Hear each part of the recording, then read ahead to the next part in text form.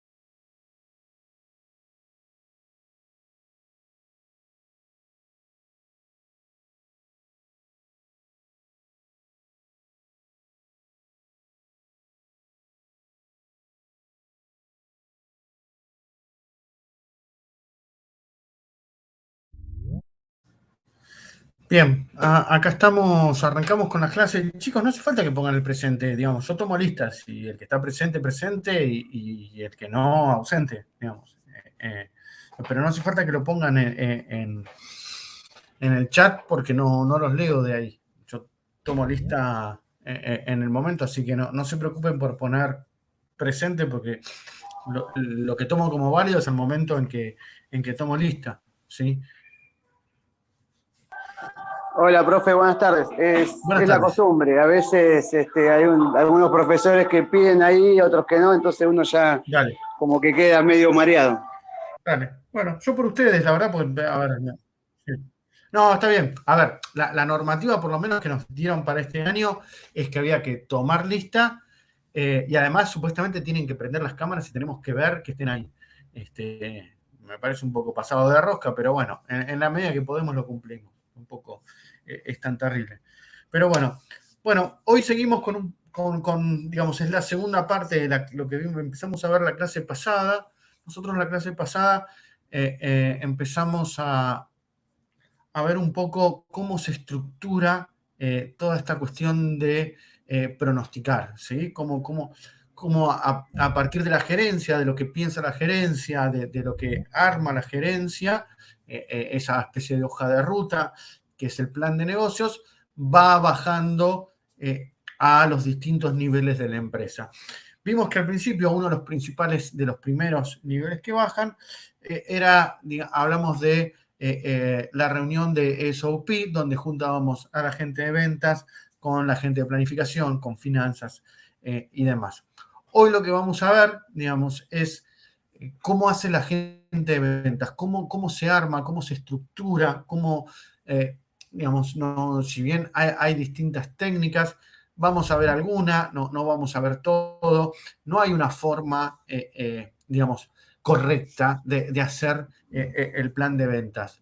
Lo que, digamos, cada empresa arma su plan de ventas según sus posibilidades, según lo que cree conveniente, según lo que le parece. Lo que vamos a ver es un poco todo el espectro, digamos, todo lo que se puede hacer para elaborar un plan de ventas. Vamos a ver cuáles son las ventajas, cuáles son las desventajas de distintos métodos y vamos a ver 2 o 3 métodos matemáticos para calcular el plan de ventas. De ahora en más, digamos, con las clases que siguen, cuando veamos cómo se arma el plan de producción y demás, también vamos a usar matemáticas. O sea, nada complejo, digamos, hay fórmulas más complejas que podríamos usar. La verdad que para este nivel, con que Recording is veamos on. algunas cosas, algunas técnicas, me parece bien. Después vamos a ver otras más cuando veamos la planificación de producción. Pero hoy nos vamos a centrar en el plan de ventas, cómo se planifican, cómo se puede, lo que creemos o lo que el equipo de ventas entiende que se puede vender.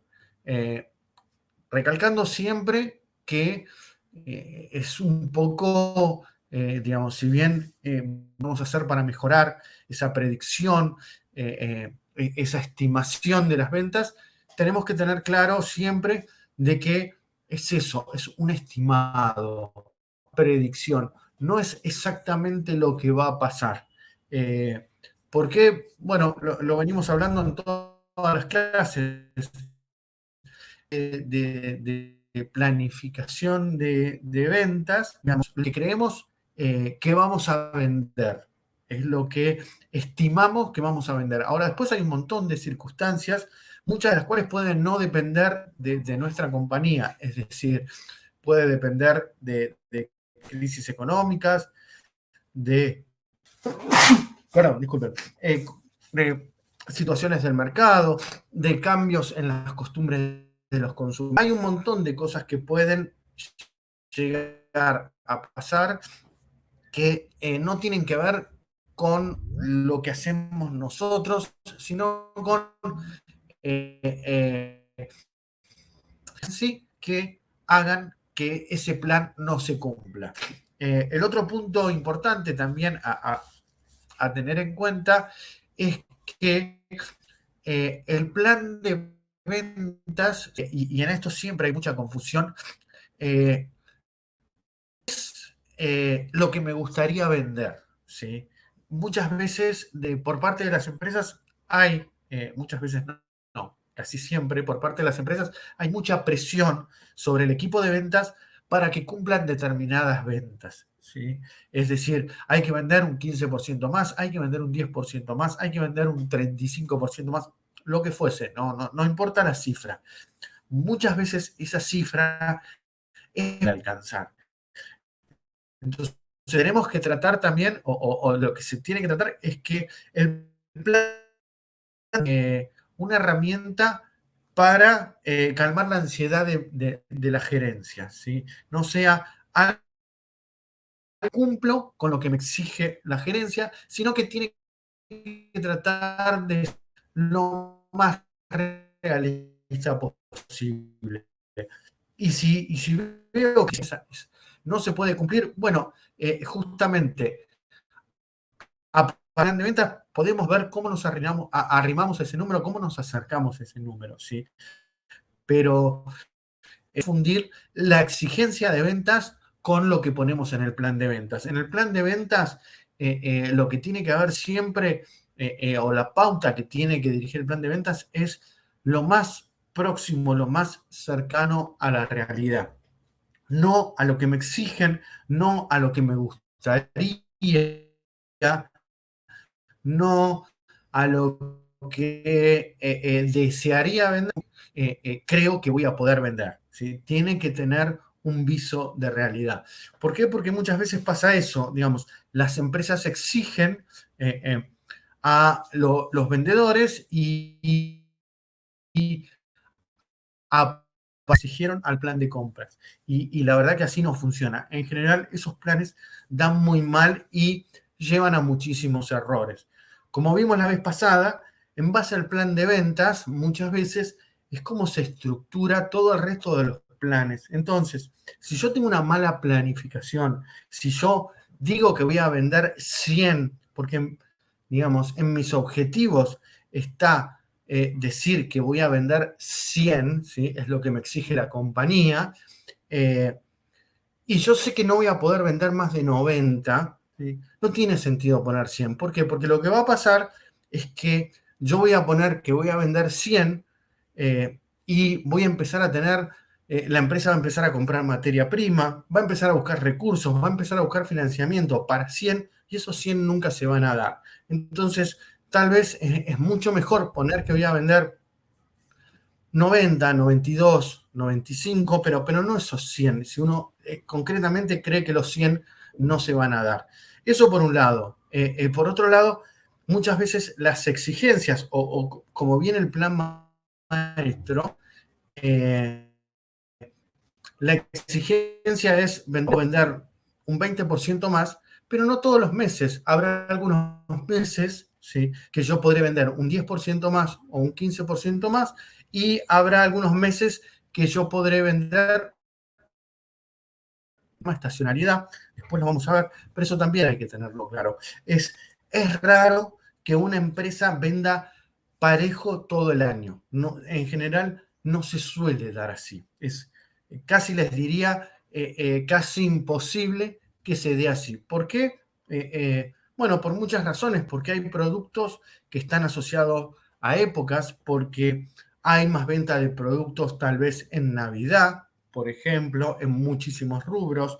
Hay productos que cae su venta durante las vacaciones, porque la gente está volcando el consumo a otras cosas. Y cuando hablo de esto, hablo de todos los productos que piensen, o sea, hablo de vestimenta, hablo de productos alimenticios, hablo de productos de consumo masivo, hablo de productos específicos.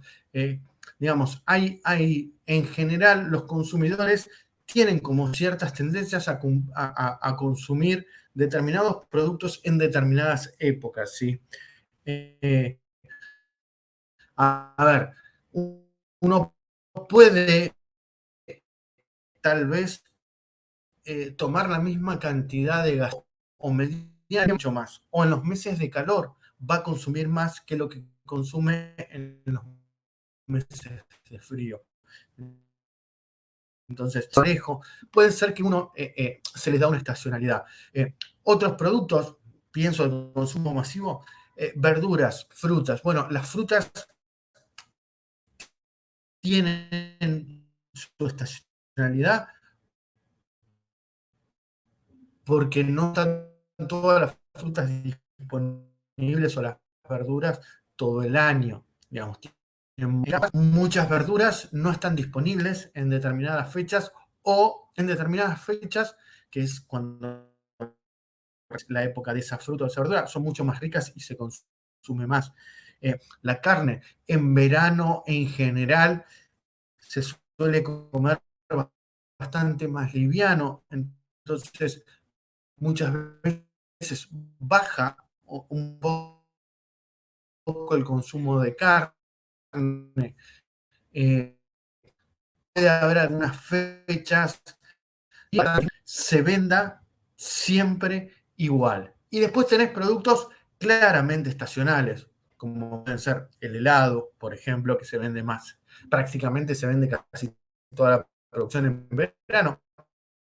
Si bien hay un consumo durante todo el año, podés tener que son más de venderse en noviembre, diciembre, enero, por más de que haya producción y haya venta durante todo el año, no se compara. Eh, digamos, vas a tener productos que son netamente útiles escolares, son netamente uniformes, digamos, este ritmo estacional que lo marca el ciclo escolar, digamos. Y muchos países de Latinoamérica tienen un funcionamiento de hasta principios de diciembre y después en diciembre cae, por ejemplo, la actividad industrial, cae mucho la producción, vuelve a empezar. Otros países, para hablarle de cosas que, que conozco, por ejemplo, Brasil, bueno, a diciembre, hasta fines de diciembre, prácticamente todas las empresas están cerradas. Entonces ahí también se va a producir una estacionalidad. En febrero, cuando son los carnavales, vuelve a pasar lo mismo. China, bien, son feriados muy fuertes y el país queda prácticamente paralizado, queda muy poca actividad. Hay otras países de que esto está más repartido. A ver, por ejemplo, en Australia el ciclo lectivo es prácticamente durante todo el año y tienen vacaciones cortas repartidas a lo largo de vacaciones, 10 días de vacaciones y esas cuestiones. Entonces, tiene un ritmo parecido, pero también están atravesados, ¿no? Tienen estacionalidad, tienen caída de la producción industrial y demás. ¿Sí? Entonces, vamos a ver un poco cómo... ¿Están todos viendo mi pantalla? No, profe. Ja, ya empezamos. No, A ver, profe, no. aguárdame un segundo que vuelvo a...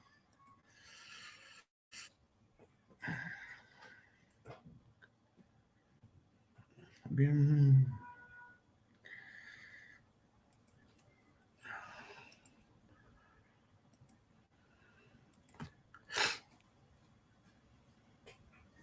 ¿Ahí están viendo? No, está en la Universidad de Pilar. No. Oh. Vamos de nuevo por última vez, apago la cámara.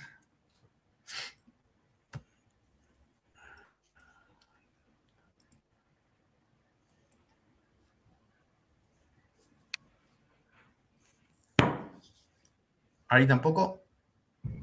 No, nada. No, nada. Bueno, No, aguarden un profe. segundo que salgo y vuelvo a entrar y a ver si pasa como la otra vez, que haciendo esto.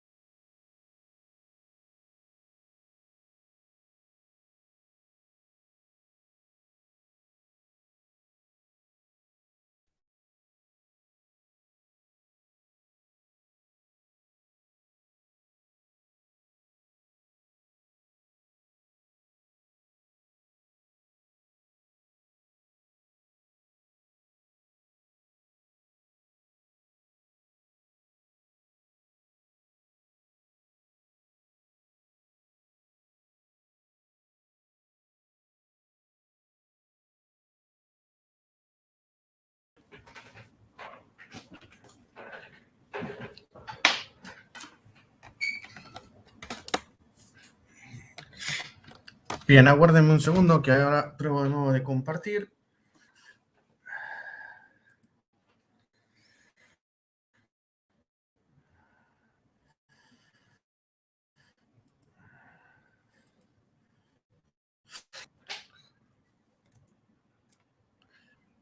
¿Y ahora?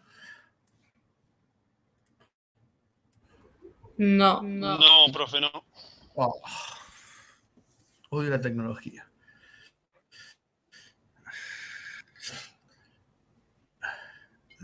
Nadie sabe. A ver, yo veo la ventanita que ahí aparece como cerrar la aplicación. Esto puede estar molestando. Fíjate.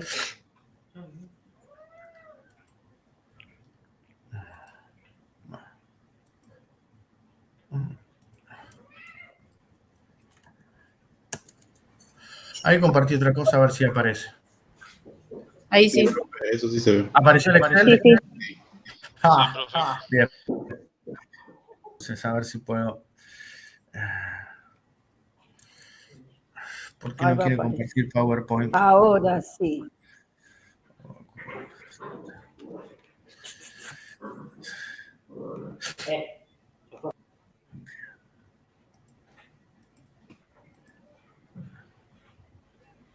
Ay, se fue.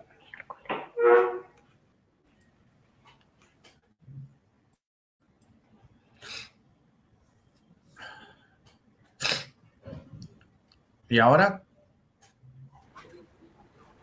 Yo No. veo la pantalla en negro.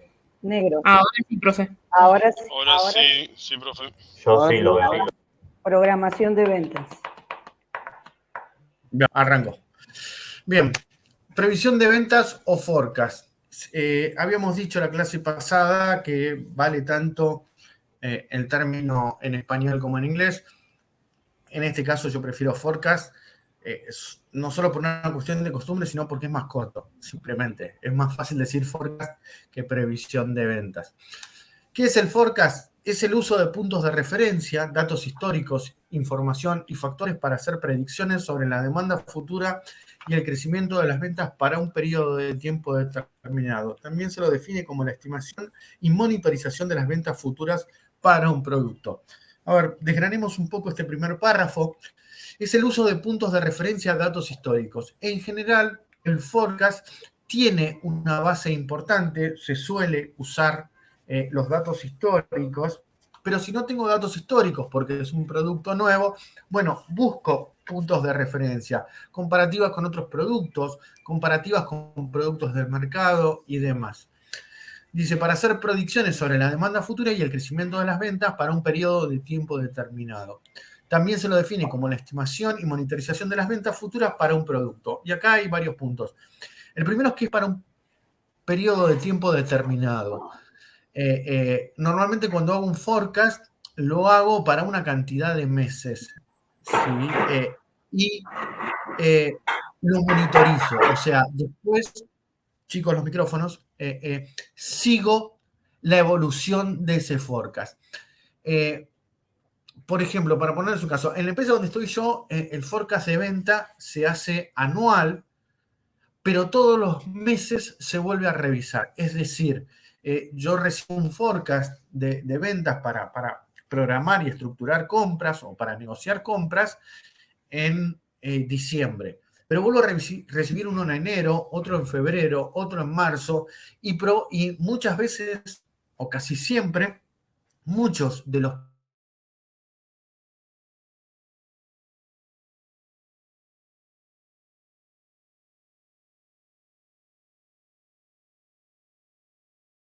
retrasarla, podemos ver de derivar parte de la compra a otro país y demás. Pero en principio, digamos, el forecast es algo dinámico, es por un tiempo determinado y algo que hay que revisar. Generalmente se realiza de forma mensual, sin embargo, también puede calcularse de acuerdo a días, semanas y años. A ver, ¿a qué se refiere con esto? Que normalmente el periodo de tiempo es, digamos, yo voy haciendo en el forecast que a mí me llega, si bien es anual, está dividido en 12 meses. Ahora, puede ser que lo hagan por semanas o por días, o lo hagan mucho más largo, lo hagan por años. Para que el forecast de ventas nos ofrezca escenarios más precisos, requiere de datos históricos o cifras conocidas para elaborar los pronósticos. Por ende, es importante llevar un control estadístico sobre los distintos procesos del negocio a lo largo del tiempo. Y acá viene el primer punto. La base fundamental para cualquier forecast es las ventas históricas. Si yo hago un forecast, ¿sí?, y yo replico, ¿sí?, si yo replicase lo que se vendió el año pasado, lo replico para este año, y en principio mi forecast va a tener una efectividad del 70%, probablemente, salvo que pase algo muy brusco, o sea, la irrupción en el mercado de algún producto que me saque prácticamente fuera del mercado, o que se caiga mi principal competidor y entonces yo me quede con todas las ventas.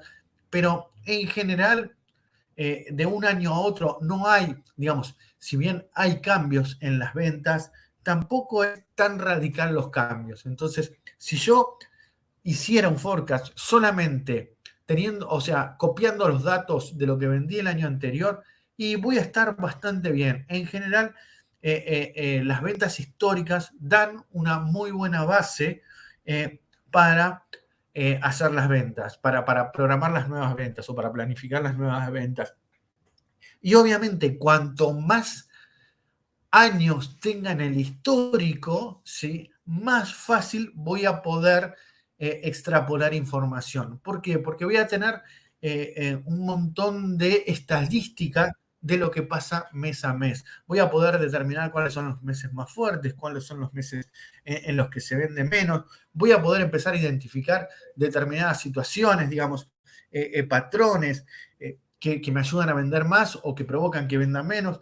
Digamos, hay una serie de cuestiones que cuanto más datos tenga, mejor voy a poder hacer mi forecast. Los patrones de la demanda tienden a variar considerablemente de un periodo a otro, teniendo en cuenta las variaciones del consumidor. Es muy difícil hacer predicciones y adelantarse a los acontecimientos. Las predicciones de las demandas y tendencias se han convertido en auténtica necesidad para las empresas debido a la gran competencia existente y los gastos que le pueden ocasionar si no realizan y perfeccionan unos estudios predictivos. Tienen como objetivo, entre otras cosas, mejorar el flujo de información en la cadena de suministros, preparar las áreas de la organización para acciones a emprender, conocer qué pasará en el corto y mediano plazo, detectar los problemas con anterioridad, encontrar soluciones más rápidamente, reducir inventarios, mejorar la atención al cliente. A ver, ¿podemos trabajar sin hacer un forecast? Sí, se puede trabajar, no es necesario, digamos. Va a haber una especie de forecast intuitivo o algo que más o menos calcule algún tipo de producción.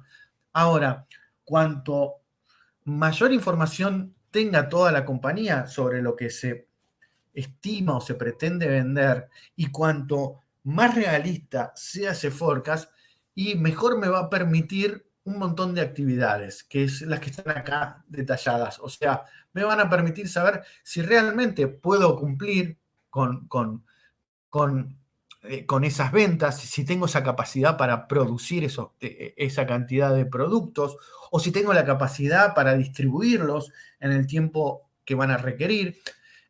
Reducir inventarios, o sea, no voy a tener que tener un stock muy grande de seguridad, puedo achicarlo bastante, puedo mejorar la atención al cliente. ¿En qué sentido? Y en que voy a tener producto disponible porque yo ya calculé con antelación cuándo me van a pedir y qué me van a pedir.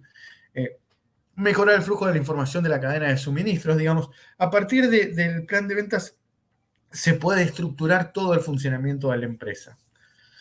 El forecasting o programación de ventas se puede traducir en 4 puntos iniciales para una empresa: pronóstico de las demandas futuras de un producto o servicio, pronosticar la repercusión de la inversión y actuación del consumidor, mantener un nivel efectivo de stock de productos o abastecimiento de servicios, prevenir y administrar situaciones de riesgo futuras en la empresa. Es decir, a partir de armar un forecast, yo digamos, empiezo a conocer qué es lo que mi empresa va a necesitar. A nosotros como personas del sector logístico nos ayuda a estructurar todo nuestro trabajo, sea para compra, sea para distribución, sea para producción, sea lo que sea. Pronosticar la repercusión de la inversión y actuación del consumidor, o sea, finanzas puede saber cuánta plata tiene que en principio invertir y también cuándo va a estar volviendo esa plata a la compañía. Mantener el nivel efectivo de stock de productos o abastecimiento de servicios, o sea, si ventas me dice que va a vender 100 todos los meses, bueno, yo me ocupo de tener 100 de producto y podemos decir un 10% más de stock de seguridad. Puedo tener 110 productos todos los meses listos para abastecer a los clientes, prevenir y administrar situaciones de riesgo futuras en la empresa. Es decir, yo si tengo un pronóstico de 100, pero veo que al tercer mes no vendo más de 50, bueno, ahí empiezo a parar y empiezo a prevenir una cantidad de cuestiones porque me doy cuenta que hay algo que está pasando en el mercado o hay algo que le está pasando a mi forecast. Se utiliza a través de datos e información que tienen su origen en procesos anteriores o presentes. Mediante estos datos recogidos por la empresa se escogerán diferentes métodos y herramientas. La técnica de forecast aumenta su importancia en la elaboración de un nuevo producto, ya que su futuro es totalmente incierto. Inclusive para productos nuevos se hace un forecast estimado. ¿Por qué? Porque tengo que tener o necesito una idea de, aunque sea un producto nuevo, cuál es la pauta de ventas. O sea, vamos a salir con este producto con una promoción y estimamos vender X cantidad por mes y yo trabajo, o la planta produce para eso y armo toda mi estructura o acomodo mi estructura para poder almacenarlo, para poder distribuirlo, para poder entregarlo.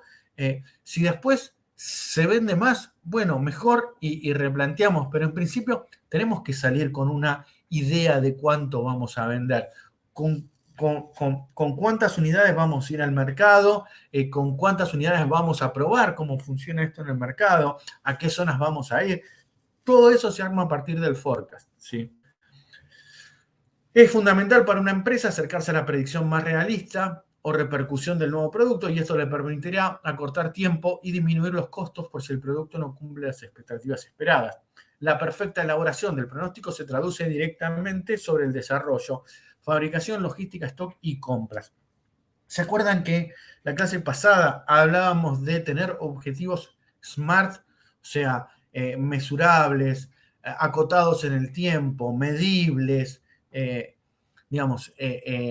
lógicos de realizar? Bueno, esto me lo da el forecast. El forecast me da la pauta, ¿sí?, de si el producto está bien posicionado, si no, si se está vendiendo bien, si no se está vendiendo bien, si tiene éxito o no tiene éxito. Si yo armo un forecast o ventas armo un forecast donde dice que un producto nuevo en principio va a salir con una venta de X cantidad de unidades y después, bueno, en base a lo que realmente se va vendiendo, yo puedo empezar a contrastar ese objetivo, o sea, puedo empezar a ver cómo es la performance de este producto nuevo.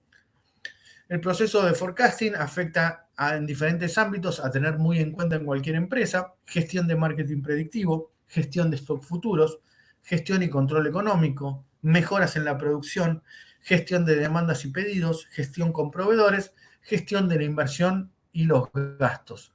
Como verán, afecta absolutamente todo lo que pasa en la empresa, ¿sí? Hasta acá, dudas, preguntas, comentarios, ¿cómo viene el tema? Y en el caso de que ¿Está todo claro? no se cumpla. Sí. ¿Qué pasa en el caso de que no se cumpla? Buena pregunta. Claro. Depende, a ver, no hay una acción determinada. Va a depender muchísimo de cuánto no se cumpla, durante cuánto tiempo no se cumpla. A ver, y si no se cumple por más o por menos, ¿sí? A ver, lo que me da es un poco una línea para tener un análisis. Si yo digo que voy a vender 100 y estoy vendiendo 90, bueno, es un 10% de error. Por ejemplo, cuando en la empresa donde yo estoy trabajando ahora, cuando yo entré, el primer proyecto donde trabajé fue justamente implementar forecast. ¿Por qué? Porque lo que decía ventas era, nosotros vamos a vender, por decir algo, $100.000 por mes. Ahora, ¿cómo vamos a vender esos $100.000? Bueno, van a ser 70.000 de alarmas y 30.000 de cámaras, ¿sí? Que son las dos grandes líneas. Pero no decías más que esto, con lo cual no te daba mucha más información. Entonces, más o menos, uno iba armando el stock e iba viendo qué pasaba. A partir de la implementación del proyecto de empezar a hacer forecast por productos, bueno, ventas empezó a decir, voy a vender tantos kits de esta alarma, tantos kits de esta alarma, tantos kits de esta alarma. Tantas cámaras IP o cámaras que transmitan por internet. Entonces, ¿qué hacíamos nosotros? En base a esas predicciones, estructurábamos las compras, estructurábamos las entregas, una cantidad de actividades, porque en el caso nuestro, digamos, no hay proceso de fabricación, sino es un proceso de servicio. Y cuando terminaba el mes, lo que hacíamos era comparar las ventas versus la predicción. Entonces nos juntamos y le decíamos, mira, de esta vos dijiste que ibas a vender 10 y vendiste 11. De esta me dijiste que ibas a vender 15 y vendiste 3. Y de esta me dijiste que ibas a vender 10 y vendiste 10. Entonces, en base a eso, nosotros le dábamos toda esa información. ¿Para qué? Para que ellos fueran acomodando las previsiones. Tal vez no les sirve la información de un mes, pero cuando van 3 meses seguidos donde ventas me dice que va a vender 100 y vende 70, bueno, ahí hay que hacer un análisis. ¿Qué pasa? ¿Es un tema temporal? ¿Estamos en una temporada donde no se vende mucho? ¿O está mal calculado? Entonces, si llegábamos a la conclusión de que estaba mal calculado, de que la previsión era un poco alta, decíamos, bueno, a ver, venís con 3 meses seguidos de 70, bueno, bajá la previsión a 85, ¿sí? Cosa de quedar con un margen cubierto. Y vemos qué pasa dentro de 2 meses más. Entonces, lo que íbamos viendo es predicción versus tendencia, ¿sí? O sea, cómo iba frente a eso. Lo que se hace muy complicado es sacar las tendencias, que es un tema que estamos trabajando ahora, por ejemplo, que me dicen que este mes me dicen que van a vender 100. Venden 50, el mes que viene me cambian las previsiones y me dicen que van a vender 50. Entonces, digamos, con esos cambios así tan bruscos es mucho más difícil trabajar. Pero en principio lo que se hace es un seguimiento y en base al seguimiento hay que hacer un análisis. A ver, no se vendió porque no se pudo entregar y no se pudo cumplir con la venta. No se vendió porque no teníamos el producto. No se vendió porque se vendió otro producto sustituto. Algunos productos sustituyen a otros, entonces tal vez se te cae la previsión en uno, pero te sube en otra. Eso también puede pasar. Entonces, digamos, una vez que tenés el forecast y a medida que va transcurriendo el tiempo, lo que tenés que hacer es un trabajo de análisis, ¿sí? Lo que te da el forecast es como, digamos, la línea de flotación. Esto es lo que nosotros creemos que va a pasar. Eso después lo contrastás versus lo que realmente pasó. Y en base a ese análisis decidís. Tal vez te puede pasar también que digamos, esto nos ha pasado, que en pandemia, por ejemplo, cuando se largó la pandemia, ventas, obviamente, nada, archivó las predicciones terriblemente porque había una situación crítica. Y resultó que a los 3 o 4 meses de la pandemia empezó a haber una situación de mucha inseguridad. Por ejemplo, salían en todos los diarios, gente que le ocupaba en la casa, que le ocupaba en el terreno y demás. Entonces, de pronto empezamos a tener un boom de instalaciones, empezamos a crecer rápidamente, a llegar casi a los niveles, casi a los niveles históricos de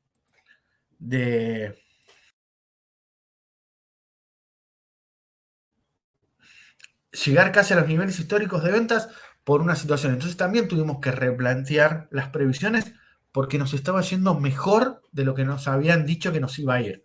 Entonces, eso es lo que suele pasar. Las previsiones son dinámicas. Obviamente, así como te digo que son dinámicas, también tienen que ser criteriosas. O sea, no puedes salvo que estés calculando estacionalidad. Decirme que un mes vas a vender 100 y al otro mes no vas a vender nada.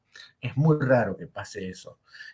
Son muy pocos los mercados o las situaciones donde se pueda dar eso. Pero en principio, digamos, lo que haces es después trabajar con lo que pasó en la realidad. Y haces realidad versus presupuestado y en base a eso vas mejorando tus predicciones. Digamos, las predicciones. Profe, se mutió. Se mutió, sí, perdón. Las predicciones las vas mejorando en base, o sea, si bien las basás en el histórico, a medida que vas analizando la realidad y tenés más claro y te acercás en el tiempo, bueno, las vas modificando según cómo venga la tendencia. Eso es lo que se hace, digamos, con las predicciones, ¿sí? Lo cual no está mal, digamos. Recordemos que en base a las predicciones de ventas o al forecast, después se estructura todo. Entonces, si yo empiezo a detectar que las ventas son menores o mayores que lo que está en mi forecast, bueno, lo corrijo, porque la idea es transmitir la información y estructurar todos los recursos en base a eso que creemos que va a pasar.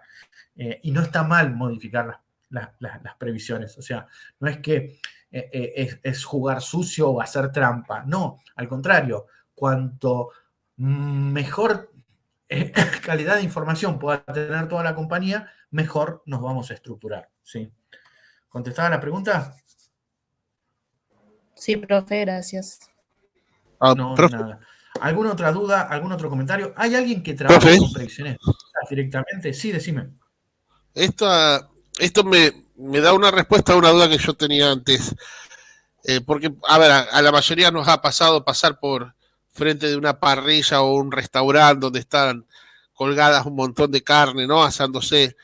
Y yo pensaba, ¿qué pasa si a ese restaurante no entra cierta cantidad de gente como para consumir toda esa mercadería?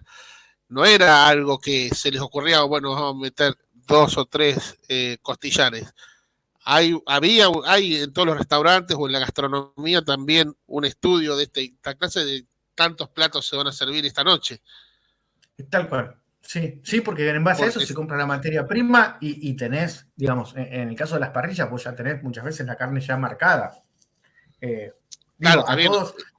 eso puede Sí, ser para adelantar, pero digo, no me voy a quedar con un montón de mercadería sin vender, que eso es algo precedero, ¿no? Pero bueno, tiene que haber sí. algo que me diga, hoy mínimo voy a tener 80 mesas. Sí, en principio, digamos, tal vez en un restaurante no está tan estructurado, pero hay alguien que se toma ese trabajo y saca ese cálculo y dice, voy a tener tantas mesas y se van a consumir. También creo que a todos nos ha pasado en algún momento ir a un negocio, ir a un restaurante y pedir tal plato o pedir tal producto y te dicen, no quedó más, digamos, que fue un error. Y también, digamos, en los restaurantes ahí también está un poco la muñeca del mozo, ¿sí? Por ejemplo, no sé, si tienen, por decirte, un costillar o 3 costillares, porque normalmente se consumía mucho costilla y no sale, lo primero que te va a decir el mozo cuando te sentes a la mesa, te va a decir, y hoy le recomendamos el costillar, está riquísimo, ¿sí? Digamos, van a empezar a hacer como promociones para sacarse esa mercadería que es perecedera y que necesitan sacarse de encima. Es lo mismo que hacen los supermercados muchas veces. O sea, tienen promociones, gancho para llamar al consumidor y que el consumidor vaya o elija ese supermercado buscando esa promoción, pero también tienen un montón de promociones que tienen que ver con productos que se están acercando a su vencimiento y no podemos devolver a fábrica. Algunas veces sí se devuelven a fábrica porque así lo permiten los contratos, pero muchas veces hago promociones y me saco de encima todos estos productos porque se me están venciendo, digamos, se me pasa la fecha. A ver, no sé, para pensar en ejemplos claros, yo me acuerdo que para Pascuas, el sábado anterior a Pascuas, en la mayoría de los supermercados estaba reventando en promociones para los huevos de Pascua. Y el domingo no conseguías un solo huevo de Pascua en un supermercado. Ya se los habían sacado todos de encima, digamos. Salían con eso. Lo mismo, digamos, pasa muchas veces con las producciones propias que hacen, no sé, de pan dulces y demás. Vas el 22 y no les queda casi nada de pan dulce, ya se lo sacaron todo de encima, con promociones, ¿viste? Te empiezan a bajar el precio, 2x1, y esas cuestiones, no sé, compras un cepillo de dientes y te regalan 6 pan dulces, pero, digamos, se lo empiezan a sacar de encima porque tienen un excedente de eso. Pero con Inclusive productos, muchas veces, sí. con productos nuevos, el Procaster es mucho más difícil porque no tengo datos, o sea, no tengo experiencia. Vos con otro producto por ahí ya tenés la experiencia de qué se vendió y cuándo es la estación donde más se vendió, pero con esto, si es un producto nuevo que yo largo a la venta, puede ser que tenga mayores márgenes de error porque la recolección de datos que tengo previa es muy escueta. Seguramente, pero también, digamos, tenés otras herramientas y además lo que vas haciendo, en realidad, lo que se suele hacer es, primero, ser conservador con las cantidades y después vas haciendo como pruebas testigo. O sea, tal vez antes de lanzar un producto 100% al mercado, por ejemplo, haces un testeo en 5 barrios porteños, por ejemplo, y lanzás una partida de ese producto con una promoción dirigida, a ver qué pasa. Entonces, en base a eso también vas obteniendo datos. Después puedes tener datos de otras cosas que digamos, no quiero spoilear la clase, pero ya lo vamos a ver. Pero en realidad, en general, lo que se suele hacer es, vas haciendo como pruebas testeo de cómo va rindiendo antes de sacar una producción larga y masiva. Y primero lo testeas en un barrio o una serie de barrios, después ampliás, después decís, bueno, lo saco para, tal vez el producto no lo sacas en Capital Federal, entonces decís, bueno, no sé, lo saco en Moreno, por ejemplo, o en algunas zonas de Moreno, y después lo saco en alguna parte de zona sur, y con eso voy testeando, y después lo llevo un poco más alejado y después pruebo en algún barrio de la capital y después que tenés toda esa información decís, bueno, lanzamos esto, ¿sí? Y si eventualmente vemos que no empieza, digamos, que creíamos que vemos que nuestros números estaban muy errados, muchas cosas, van a promoción, Profe, van a... digo, sí, y también se con la puede ropa pasa eso. estudiar,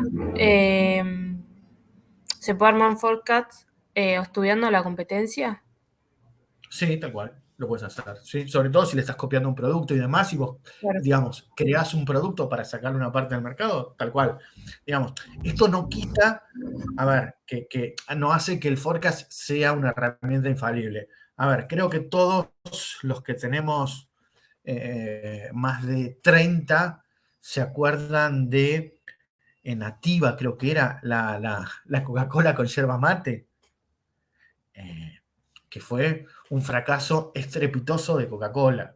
Y la sacó igual al mercado y no se la vendió a nadie. Y llegó un determinado momento que salías a la calle y había un camión de Coca-Cola regalándote, dándote vasos o botellitas de no, nada. Las estimaciones fueron demasiado generosas.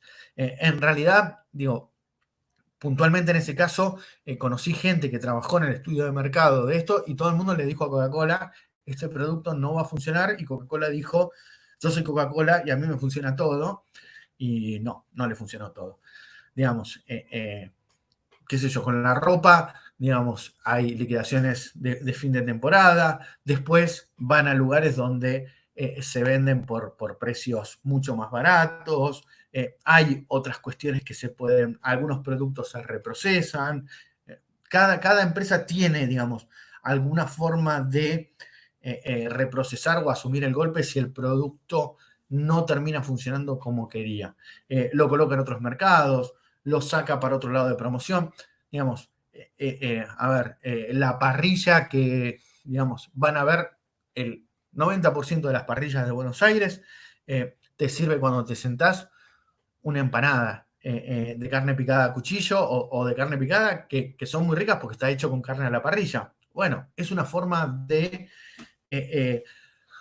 absorber lo que es, digamos, lo que no salió por forecast. Sí, o sea, me sobró mucha carne, bueno, lo hago empanadas y le doy otra vida porque las puedo congelar tal vez. Y como es una empanada de cortesía, nada, lo saco y si no está tan rica porque la carne estuvo congelada, no hay ningún problema, pues es una empanada de cortesía. Digamos, hay otras formas de reprocesar y tratar de achicar ese margen que no salió bien. ¿Sí? Hay veces que no.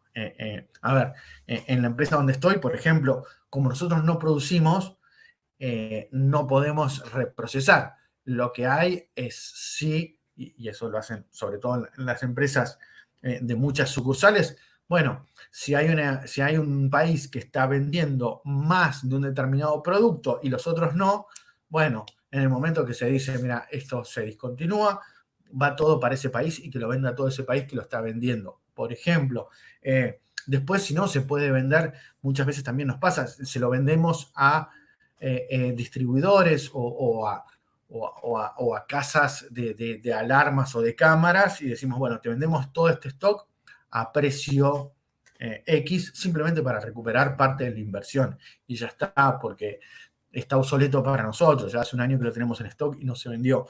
Pueden pasar esas cosas también.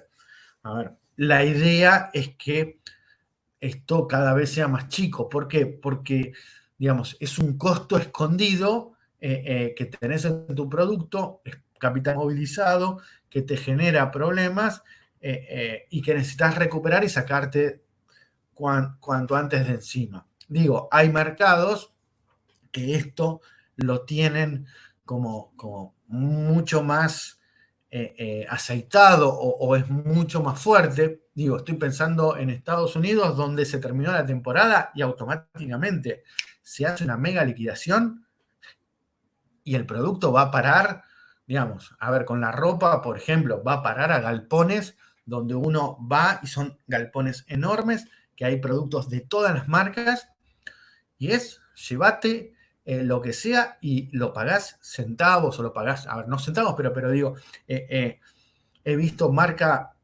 ropa carísima a precios que uno no podría imaginarse nunca, o sea, primeras líneas europeas o americanas, pullovers o buzos a $3, $5, zapatillas $10, digamos, estas cuestiones se lo sacan de encima y como lo hacen con la ropa, también lo hacen con un montón de cosas, productos de tecnología, herramientas, digamos, se acabó la temporada, se liquida, recupero lo que pueda de capital y empiezo a pensar en la temporada nueva y no hay vuelta atrás, o sea, las empresas realmente se deshacen del inventario, o sea, no trabajan con obsolescencia prácticamente porque termina la temporada y se deshacen de lo que quedó y recuperan el efectivo como puedan. Digamos, es una forma de trabajar. En Europa hay bastante de esto también. En otros mercados no, en nuestro país o en Latinoamérica, en general vas a una liquidación, después vas a una liquidación más fuerte, después se lo vendés a revendedores o a mayoristas, y así va pasando de manos hasta que en algún momento llega al final de todo, pero bueno, son distintas formas de, según la realidad de cada país y según la inversión. A ver, y también el mercado. Por ejemplo, los supermercados es muy difícil que se queden con mercadería obsoleta. En general, la devuelven toda. Tienen contratos lo suficientemente leoninos como para devolver todo a un mínimo costo. Digamos, he visto los supermercados devolver, no sé, camiones enteros de leche larga vida porque los había tenido 8 meses en stock y había caído la venta de leche y se los devuelve a la fábrica. Esto era así. Tenía compañeros, por ejemplo, en una época que trabajaban en la compañía italiana, ahora no me sale el nombre, Parmalat, cuando estaba en la Argentina, y la verdad que era una leche de muy buena calidad, tenía su precio, y nada, de pronto los supermercados le devolvían un montón de leche y la reprocesaban y la volvían a sacar a la venta. Tenían sistemas de reprocesamiento muy profesionales, manteniendo ciertos estándares de calidad, y era así, y los supermercados le devolvían como le devuelven a un montón de fábricas un montón de cosas. Entonces, bueno, cada empresa, cada mercado tiene su forma de, o su estrategia para absorber los errores de forecast, ¿sí? Así que bueno, bien. ¿Alguna otra duda, alguna otra pregunta? ¿No? Bien, seguimos un poco más con la clase. Bien, problemas que pueden surgir al hacer forecast. Para la elaboración de un buen pronóstico es indispensable contar con información confiable. Sin este punto, el forecast podría ser muy poco preciso. Más allá de esto, una vez agrupados los datos, es importante analizarlos correctamente. Aún así, se pueden dar los siguientes problemas o desviaciones. Diferentes formas de realizar el forecast. Cada comercial y cada área de la empresa tiene que enfocar la realización de esta tarea siguiendo unos mismos patrones y parámetros. En caso contrario, es imposible realizar un análisis de datos. Es decir, muchas veces el forecast no se hace solo por una persona, muchas veces es todo el departamento de ventas. ¿Y cómo se hace el forecast cuando tenés un departamento de 20 personas? Bueno, cada uno presenta su forecast y después se combina todo. El tema es que, digamos, esté estructurado o cada vendedor lo haya hecho de la misma manera o teniendo en cuenta las mismas pautas, porque si no es mezclar peras con tomates y puede dar algo bastante distorsionado. Desviaciones respecto de la media general en algunos resultados. Puede que los datos presentados por algún comercial difieran enormemente del que haya conseguido la mayoría. Es imprescindible analizar a qué se debe tal desviación. ¿Es un caso aislado? Bueno, si es algo muy particular, probablemente no se tome en cuenta. También probablemente puede ser que justo ese comercial tenga un cliente que esté proyectando un avance muy importante sobre el mercado y entonces tenga metas muy grandes, con lo cual va a comprar muchísimo. Cuando yo trabajaba, por ejemplo, en la industria química, una de las cosas que se hacía con el forecast, en realidad era la forma de relacionarse con el cliente.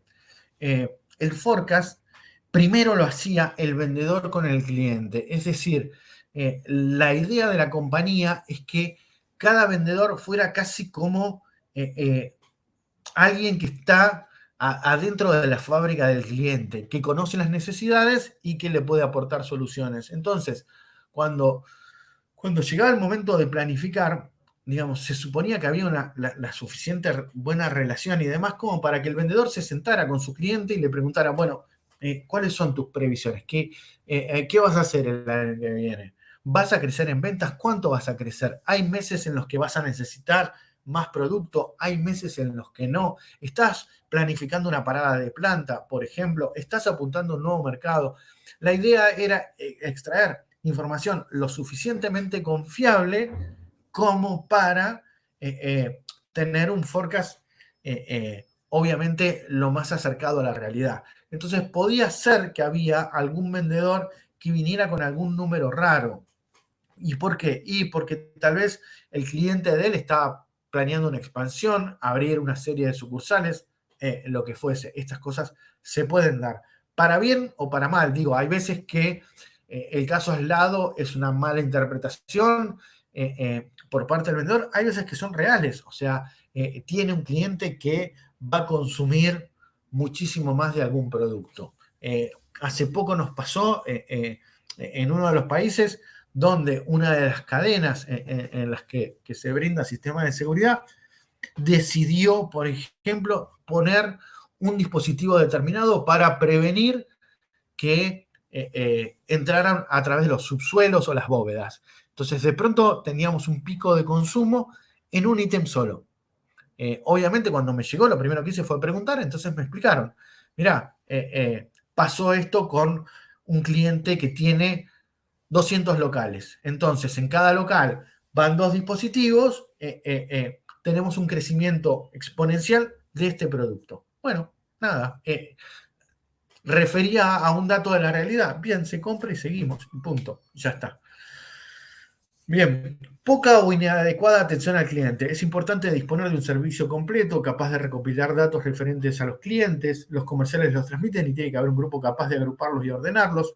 Del mismo modo, el servicio postventa es clave en el conocimiento de las preferencias de los clientes, ya que nos permite saber en qué falla el producto y solucionarlo. Digo, atención al cliente también puede brindar mucha información. Muchas veces los comerciales les cuesta hacer esta cuestión de de un forecast, de una previsión, y muchas veces lo que se llama los ventas internos o atención al cliente son los que terminan trabajando con el vendedor y traduciendo lo que cree el vendedor o lo que estima el vendedor en números concretos. Ahora, cuando tenés un servicio deficiente de atención al cliente, bueno, tenés que confiar en lo que diga el vendedor y punto. En cambio, si tenés un buen servicio de atención al cliente, te puede contrastar la información de una forma realmente muy buena. Poca colaboración entre departamentos. Es imprescindible que todas las áreas que conforman la empresa tomen como suya la relación del forecast. La información que dispone un área puede afectar y ser importancia para otros, por lo que tiene que existir canales de comunicación que permitan una circulación ágil y confiable de toda la información que hay en la empresa. Es decir, muchas veces los forecasts no solo se arman, digamos, por más que sea un forecast de ventas, se tiene una base de ventas, pero también, por ejemplo, puede trabajar el servicio de postventa, ¿sí? El servicio técnico. ¿Por qué? Porque ellos también van a necesitar mercadería. Entonces, desde ahí también es útil que trabajen con eso. Tal vez, por ejemplo, en nuestro caso, hay veces que se planifican, digamos, se lleva un control de la tecnología que tienen los clientes y, por ejemplo, en algún determinado momento se han hecho cambios de 2G a 3G, por ejemplo, porque se cae la red, digamos. Entonces, esas cuestiones hay que tenerlas en cuenta porque de pronto tenés servicios técnicos masivos, o sea, tenés que empezar a trabajar con los clientes para empezar a cambiar un montón de dispositivos y eso tiene que estar en el forecast porque si no, no te da la cantidad de producto, por ejemplo. Entonces, esa es una cuestión. Puede también aparecer finanzas y decir, no tenemos la plata para todo esto, entonces, bueno, ajustemos al mínimo y fijémonos qué pasa. Puede aparecer marketing también aportando y diciendo cuáles son las campañas que pretende hacer. Esto también puede ser. Entonces, desde ahí es fundamental la colaboración entre departamentos. Pronóstico de demanda en el horizonte de tiempo. Los métodos de pronóstico a lo largo y mediano plazo manejan aspectos más generales, pues en ellos se toman decisiones que impactan a la planeación, los productos, plantas y procesos. Los pronósticos a corto plazo suelen ser más precisos que los de largo plazo, ya que los factores que influyen en la demanda cambian constantemente. Es decir, cuanto más cerca estoy en el horizonte de tiempo, digamos, es mucho más fácil planificar lo que se va a hacer el mes que viene o lo que se va a vender el mes que viene o el siguiente, que lo que se va a vender en diciembre, ¿sí? O en enero, o en febrero, ¿sí? A medida que me alejo en el horizonte de tiempo, digamos, más impreciso, más improbable o menos datos tengo, ¿sí? Que cuanto más corto estoy. Lo cual muchos de ustedes me podrían decir, bueno, entonces yo planifico a 3 meses. Se podría hacer. De hecho, hay algunos mercados que lo pueden hacer, pero hay veces que el mercado no te lo permite. ¿Por qué? Porque, digamos, vos tenés un tiempo de fabricación muchas veces, o en el caso nuestro, por ejemplo, yo no tengo un tiempo de fabricación, pero yo compro muchos, o el corazón de los productos. Recording has stopped.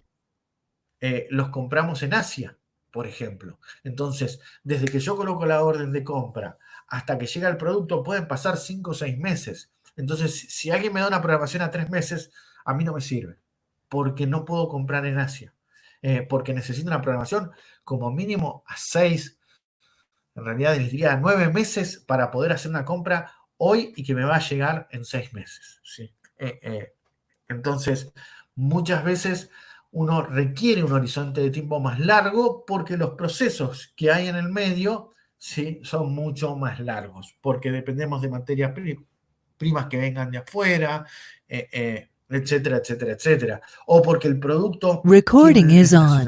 no una estacionalidad, pero lleva procesos, o sea, piensen, por ejemplo, en determinados vinos, ¿sí? Por no decir la mayoría, que llevan un tiempo de estacionamiento. Y ese tiempo de estacionamiento puede ser desde 6 meses a 5 años, por ejemplo, o a 3 años, ¿sí? Entonces, lo que estoy pronosticando, lo que tengo que fabricar ahora, recién lo voy a tener disponible para la venta dentro de 5 años o 3 años, ¿sí? Achiquémoslo un poco, pero si quieren, lo que estoy planificando ahora o lo que estoy fabricando ahora recién va a estar disponible para venderse en 1 año y medio. Digamos, esto pasa con muchísimas bebidas que requieren un tiempo, ¿sí? Que descansen en barricas o en toneles. Y cuando hablo muchas, realmente casi todas las bebidas alcohólicas necesitan un tiempo de, inclusive muchas veces, si el tiempo que necesitan para el proceso es corto, bueno, alterarlas es complicado. Me acuerdo que Quilmes en una época estaba con problemas porque la Quilmes Cristal, la cerveza que más se vende en el país, por ejemplo, no llegaban con los tiempos de proceso. Entonces, bueno, en un determinado momento Quilmes empezó a sacar como variables, como la Quilmes Light, como la Quilmes Bajo Cero, digamos, una serie de productos porque no llegaba con los tiempos de producción por lo que se vendía, o sea, no llegaba a terminar el proceso de fabricación que ya se estaba todo vendido y no alcanzaba. Entonces, bueno, tuvieron que buscar, mientras mejoraban la producción y ampliaban la capacidad de producción, buscar generar productos alternativos, ¿sí? Cervezas más livianas, de menor cuerpo, porque requieren menos tiempo de reposo antes de salir a la venta, por ejemplo. Eso suele pasar. Entonces, muchas veces los pronósticos, digamos, tienen que ser largos porque el proceso del producto es largo, ¿sí?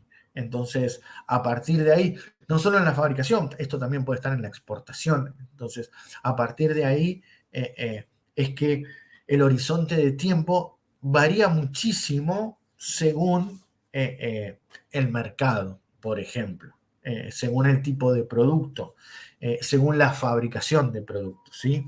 Entonces, eso me lleva a cambios muy grandes en el forecast o ampliar el límite de tiempo, o sea, ampliar el horizonte de tiempo. Bien, estuvimos hablando bastante, vamos a ver cómo se hace un forecast o una guía básica, digamos. Esto que vamos a ver no es que es obligatorio, simplemente son pautas para elaborar el forecast, ¿sí? Entonces, el primero, determinar el uso del pronóstico. ¿Cuál es el objetivo el cual se va a pronosticar? Bueno, voy a pronosticar porque quiero estructurar las ventas, voy a pronosticar porque necesito estructurar las compras. Entonces, si voy a estructurar las compras, bueno, lo voy a basar en los tiempos que necesitan las compras o en los tiempos que necesita la producción. Eso puede cambiar, puede hacer que el forecast, digamos, se trabaje mucho más en los meses subsiguientes y no sea tan importante en meses más largos o viceversa. ¿Sí? Entonces, eso es fundamental. ¿Para qué estoy haciendo ese forecast? Seleccionar los aspectos que se deben pronosticar, la unidad de medida que se va a usar para pronosticar. Vimos la vez pasada que había distintos escalafones, entonces, ¿se puede pronosticar en plata? Sí, se puede pronosticar en plata, pero es menos preciso. Se puede pronosticar en kits y hay veces que si las técnicas de forecast o los forecasts no,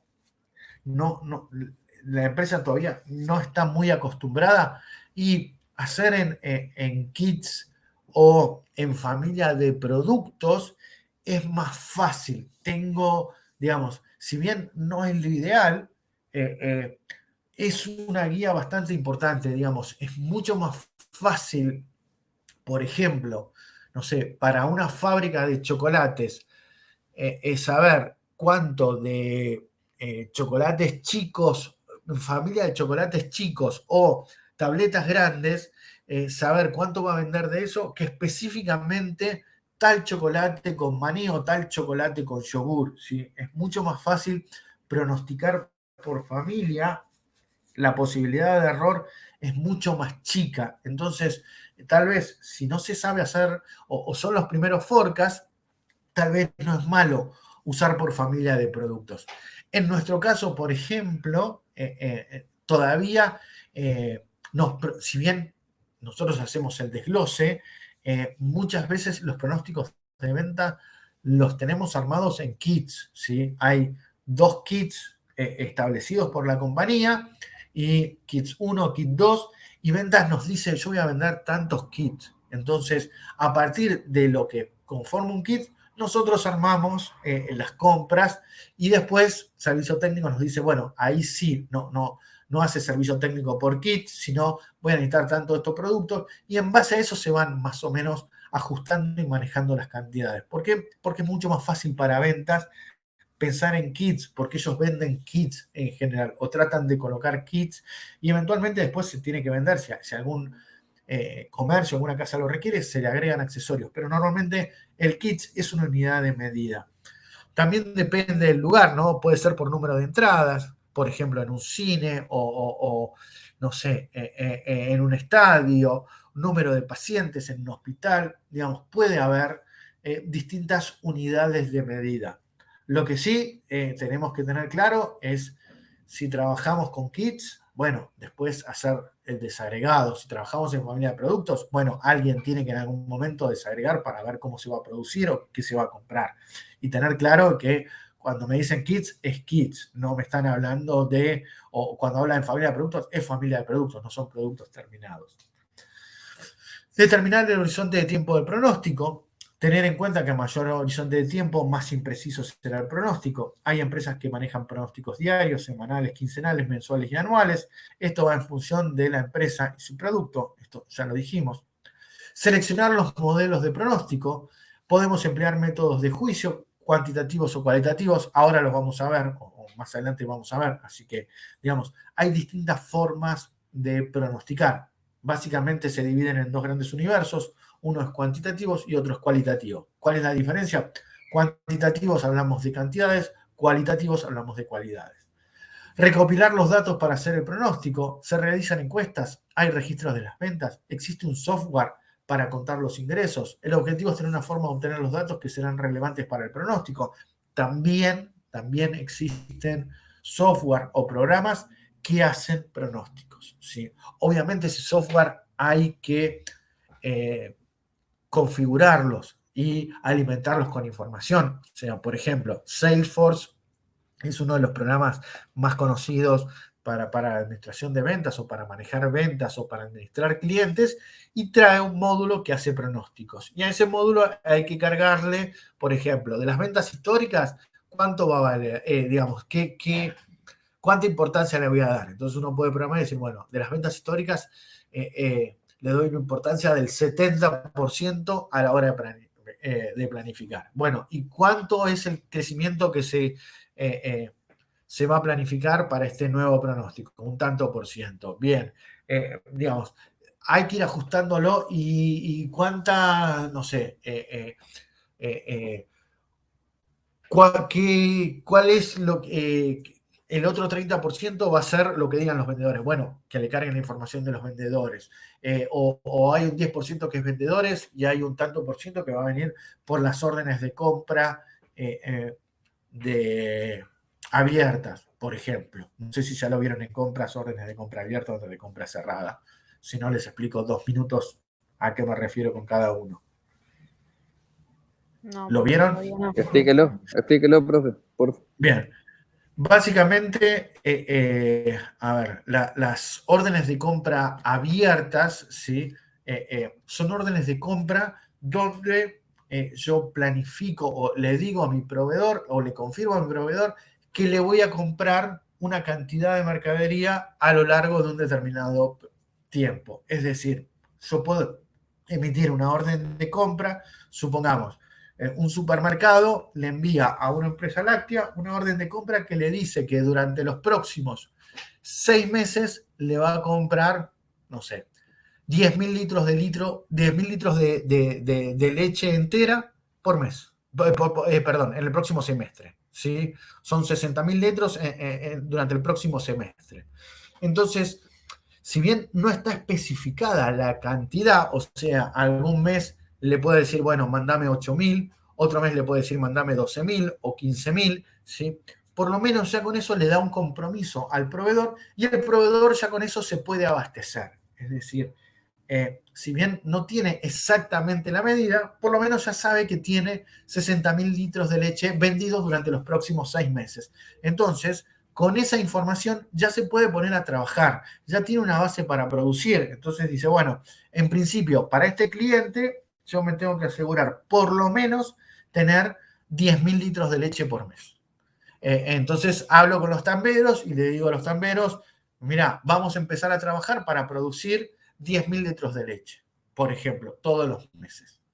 O podemos decir, como fabricante, digamos, como empresa láctea, yo puedo decir, bueno, el primer mes, a partir del mes que viene, el primer mes te voy a consumir 20.000 litros de leche porque quiero tener cierto stock de seguridad, o 15.000 litros de leche, y a partir de ahí sigo con 10.000 litros de leche hasta el sexto mes que te voy a consumir 5.000, por ejemplo. Entonces, yo ya empiezo a tener toda una estructura, yo puedo negociar compras por cantidad, yo puedo estructurar ya mi producción, ¿sí? Cuando yo trabajaba en la empresa química, los dos principales clientes entregaban órdenes de compra semestrales. Es decir, nos decían qué era lo que estimaban comprar durante los próximos 6 meses. Entonces, eso nos da una base de producción, eran los dos clientes principales, de lo que teníamos que fabricar ya para esas empresas. Y después, lo que había que hacer para esas empresas era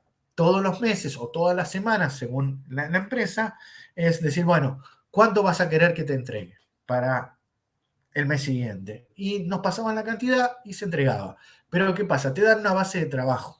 Entonces, muchas veces lo que se hacen es este tipo de acuerdos, donde tal vez consumo un poco más, tal vez consuma un poco menos, pero me comprometo ya con una orden de compra, por eso se llama orden de compra abierta, porque no hay una cuestión específica. La orden de compra cerrada es, te voy a consumir tantos litros de leche, los quiero que me los entregues para tal fecha, o para tal fecha tanto, para tal fecha tanto y para tal fecha tanto. O sea, es una cosa como mucho más estricta, mucho más específica. Una orden de compra abierta me da la posibilidad de jugar con las cantidades mes a mes y a mi proveedor, ¿sí?, le da la certeza de que tiene una cantidad de productos vendidos, ¿sí?, durante los próximos 6 meses. Entonces, es algo que en principio, si no hay un tema de inflación, si no hay grandes complicaciones, nos sirve a todos. Al cliente porque le da cierta libertad para programar las entregas, y al proveedor le conviene muchísimo porque le da mucha libertad o sea, le da una certeza de trabajo durante 6 meses. Obviamente, cuando es una orden de compra abierta, lo que va a hacer el cliente es negociarte el precio, porque te está comprando 6 meses juntos. Entonces, lo que te va a decir es, no me lo vendas al precio que me lo vendés siempre. Te estoy comprando 60.000 litros de leche, quiero un precio especial para comprarte 60.000 litros de leche. Y vos le vas a poder mejorar el precio. ¿Por qué? Porque vas a hacer lo mismo con tus proveedores. O sea, vos vas a hablar con los tamberos y decir, mire, señor tambero, yo le consumía 20.000 litros de leche y ahora tengo un nuevo contrato con una nueva empresa y le voy a consumir 10.000 litros de leche más. Entonces, por favor, mejoreme el precio. Y a su vez yo voy a poder estructurar toda mi producción en base a eso también, con lo cual voy a poder mejorar los costos. Entonces, con esas cuestiones, uno logra mejorar,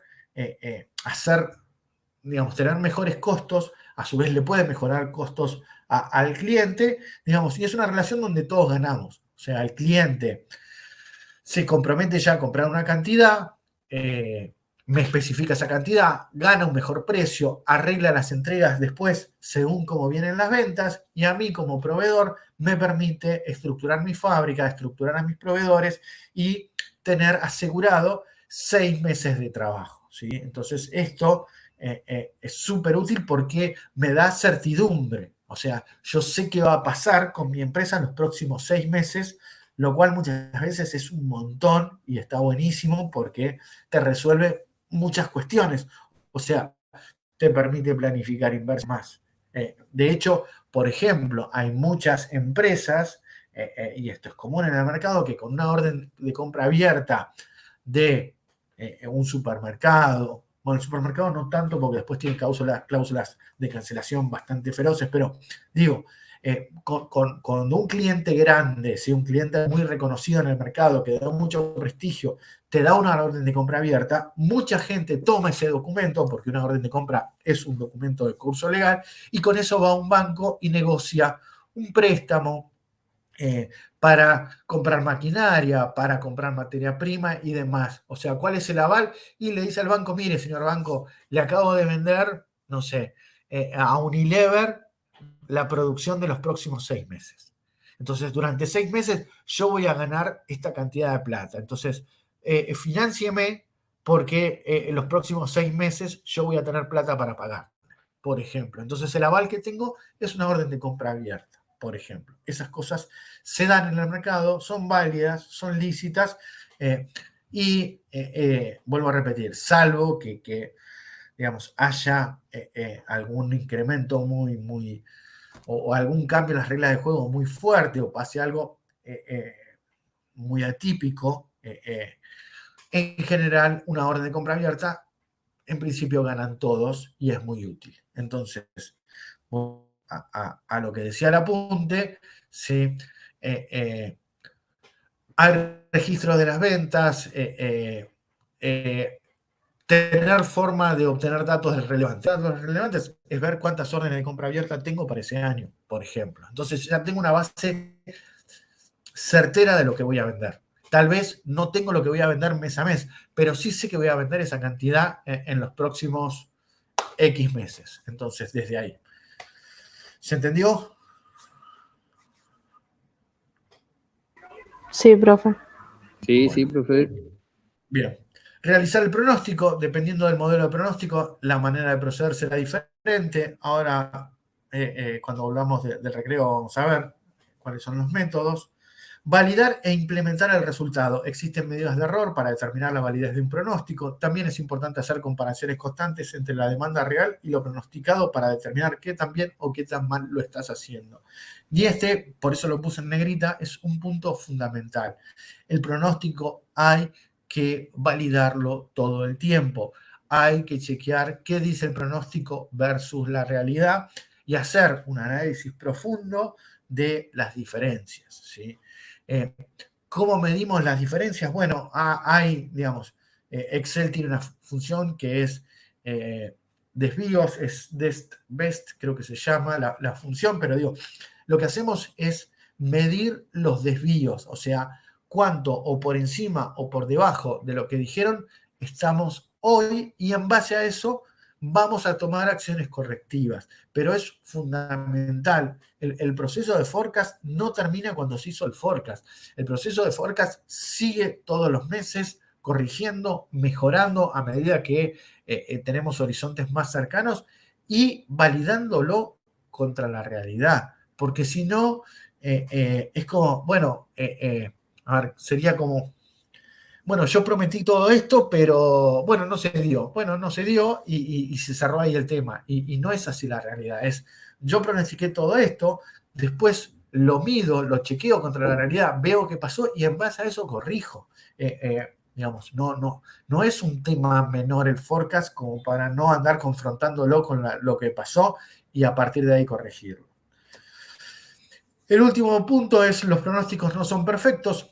Hay factores externos no controlables que afectan su precisión. Una recomendación general suele ser que se pronostique demanda agregada, es decir, es más fácil para una empresa determinar el comportamiento de su línea de productos de chocolate que predecir el comportamiento de su barra de chocolate con maní. Esto lo habíamos dicho. A ver, ¿cómo estamos? Son 8 menos 5. Antes de meternos con cuantitativo o cualitativo, si les parece, hacemos un recreo de 15 minutos, volvemos 8 y 10.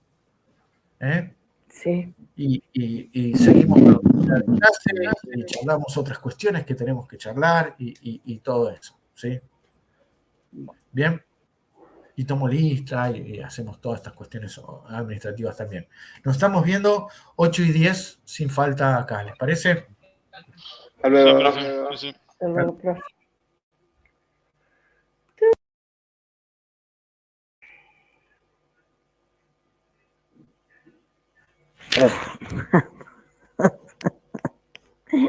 Estamos cansados.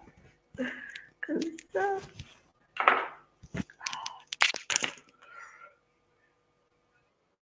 Recording has stopped.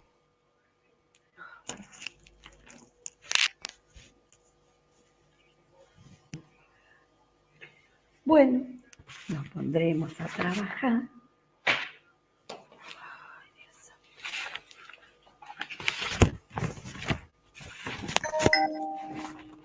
No estoy, no estoy.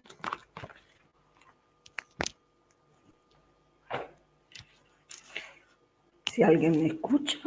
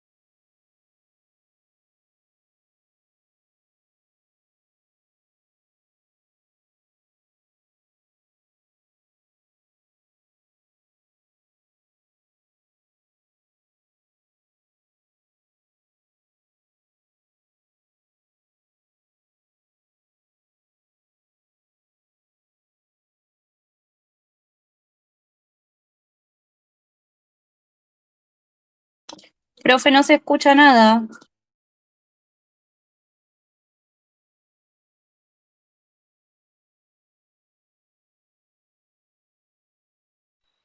Se quedó sin micrófono, profe.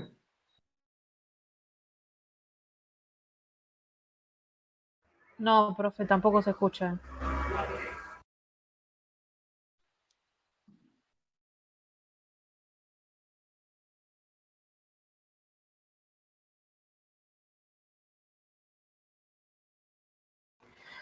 Profe, tiene el micrófono activado, pero no se escucha nada.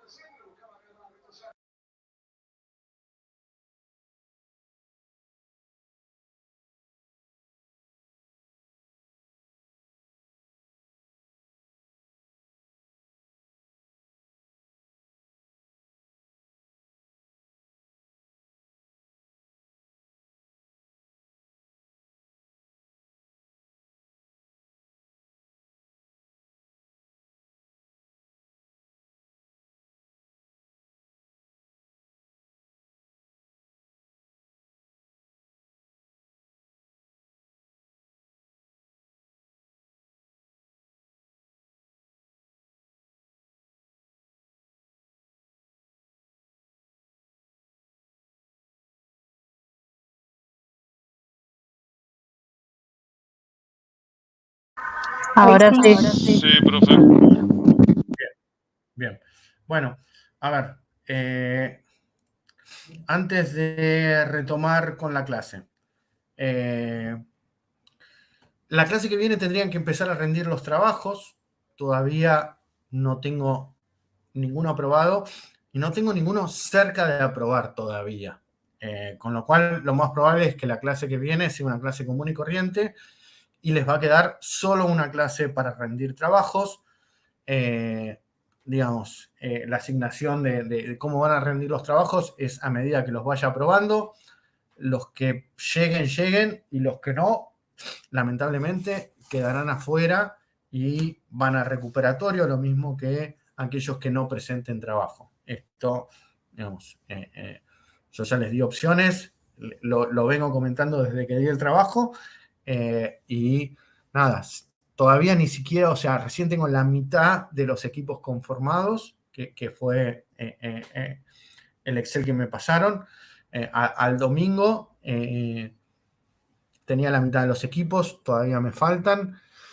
Estuve corrigiendo trabajos, de hecho le estoy poniendo la mayor voluntad que pueda, como para que tengan una idea. Ayer tuve una call con compañeros suyos, tuvimos 40 minutos vía Google Meet, revisando y viendo cosas para el trabajo, para ayudarlos, pero, digamos, yo me empiezo a quedar sin tiempo porque el otro curso también me está mandando trabajos, entonces voy corrigiendo a medida que los voy recibiendo y demás. Les propuse correr las fechas del examen, me dijeron que no, así que bueno, nada, hasta acá, digamos, está la buena voluntad. Ahora hay que aplicar el reglamento. Entonces, a medida que vaya corrigiendo, van a ir rindiendo. Yo calculo, salvo que para me aparezca ahora algún trabajo que ya está terminado, ya rinden, aguárdenme que estoy buscando el Excel. Pero básicamente la clase que viene no la harían ya rindiendo los que estén aprobados. Vamos a tener tiempo para 4 equipos como mucho, o 5, los que no entren nada, directamente ya están en recuperatorio. Así que nada, esos bajos. ¿Hay alguna duda puntual? ¿Algo que quieran revisar ahora? ¿Alguna cosa que los tenga trabados y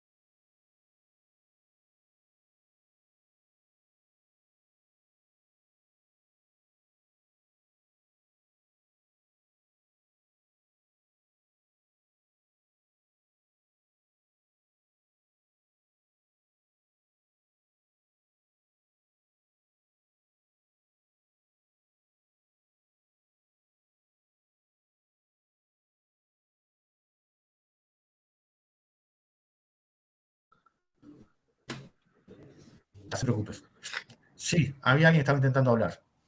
Sí, yo, Cristian, no sé si me escucha. Sí, te escucho perfecto. Sí, nosotros habíamos mandado el trabajo, tuvimos una devolución que la verdad que no estaba muy bien, que era el de las casas para perro y peluquería canina, y ya habíamos arreglado, pero tuvo un problema una de las compañeras nuestras del grupo, Soledad, que bueno, se le voló el techo de la casa y tuvo pérdidas en la cosa de informática, y queríamos saber eso, si mañana, más tardar el sábado, poder enviárselo si llegábamos a tiempo. Sí, todavía están a tiempo, todavía queda una semana, así que mándenlo. Bueno, Mándenlo bueno. cuanto antes. Listo, eso lo Obviamente, queríamos a avisar. ver, dale. Obviamente voy corrigiendo digamos, por llegada en mi mail, a medida que van cayendo en mi mail, voy corrigiendo, pero estimo que para el domingo va a quedar todo corregido. No, bueno, buenísimo, muchas gracias. No, por favor. Bien. ¿Alguna otra duda, algún otro comentario? No sé si tal vez ahora, profe, pero por ahí al final de la clase si podríamos hacer unas preguntas, quien se quiera Sí. quedar. Sí, Perfecto. no hay ningún problema. No.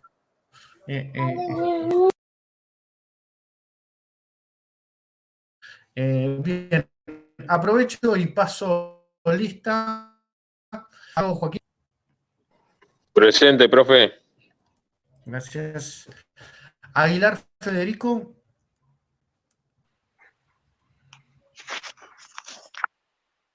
Alanís Valentina.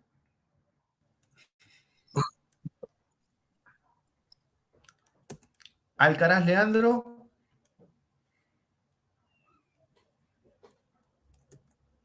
Almada Fernando. Arce Fernando. Presente. Gracias. Sabrina. Presente. Gracias. Atamaniuk Juliana. Presente, profe. Atanasio Rodrigo. Presente, profe. Gracias. Ábalos Román. Presente, profe. Ábalos José Antonio. Presente, profe. Azuaga Soledad. Báez Adrián.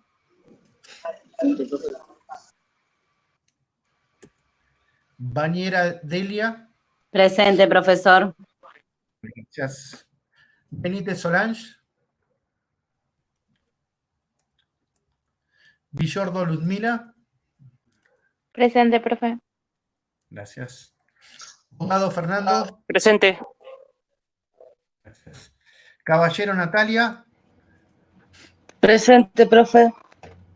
Muchas gracias. Cabrera Daniel. Cáceres Sabrina. Presente, profe. Gracias. Canaparo Daniel. Presente. Gracias, Daniel. Cáceres Andrea. Presente, profe. Gracias. Cisterna Ian.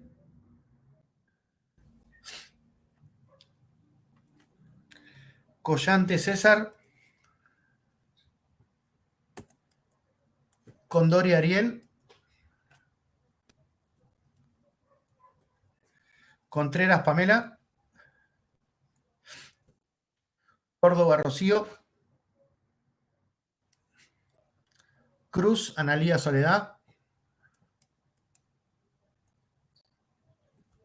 Cuevas Florencia. Presente, profe. Muchas gracias. Elberi Selva. Presente. Gracias. Díaz Marcela. Presente. Gracias. Díaz Alejandro. Presente. Gracias. Dure.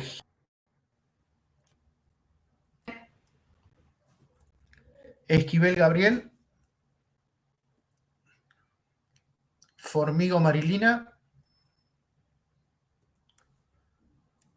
Galarza Julio. Presente. Gracias. Galván Marianela. Galván Lucas. Presente, profe. Gracias. Ogorza Rocío.